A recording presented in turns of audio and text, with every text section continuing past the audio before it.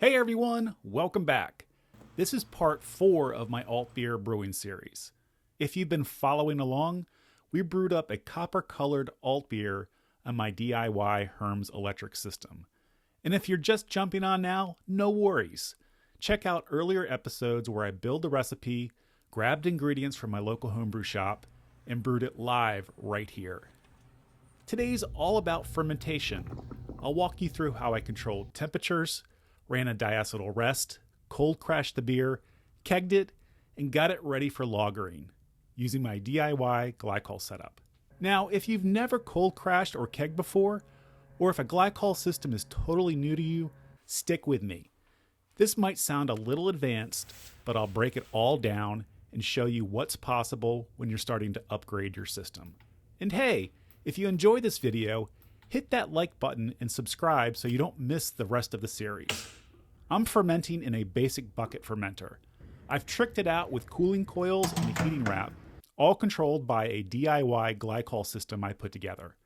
Honestly, it's been great. I can dial in target temperatures and hold it steady through the entire fermentation process. But if you're just starting out, don't stress. You don't need all of this right away. A cool spot in your house or a basement is more than enough when you're just getting into brewing. What you're seeing here is someone who went all in after getting hooked on the hobby. After my brew day, I hooked up the fermenter to the glycol lines and let the wort chill down. I pitched my yeast at around 60 degrees and let it free rise up to 64 degrees over the next couple days. When the temperature starts climbing during fermentation, the sensors trigger a pump and glycol flows through the coils inside the fermenter, cooling things back down. That keeps my temperatures rock solid the entire time. This batch took just over a week to ferment. I had steady bubbles and strong activity for the first 4 to 5 days, and then started to slow down. Just what you want to see with a healthy fermentation. Once things cooled down, I pulled a sample to check my gravity. I use a hydrometer, a test tube, plus a little CO2 setup to help me purge the fermenter during sampling.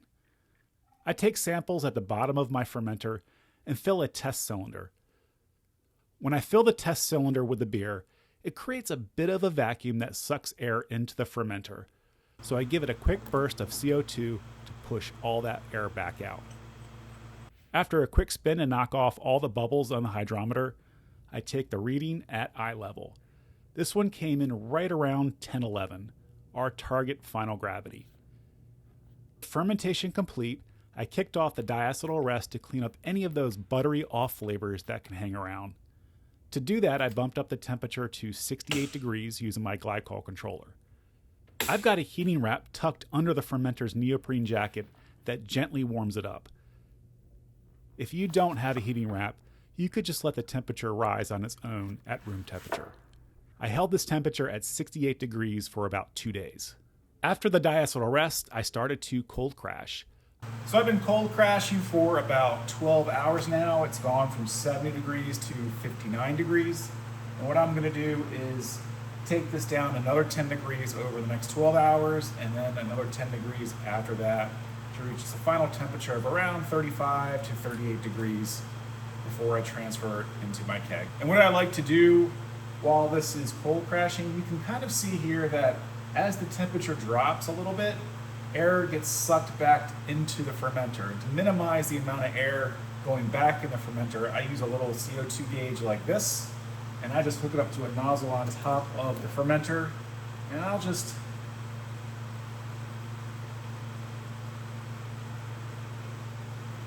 put a little CO2 back in the fermenter as it drops temperature. I only have to do this a few times over the next 10 minutes just to ensure that I purge as much air out of the fermenter as I can as it drops temperature.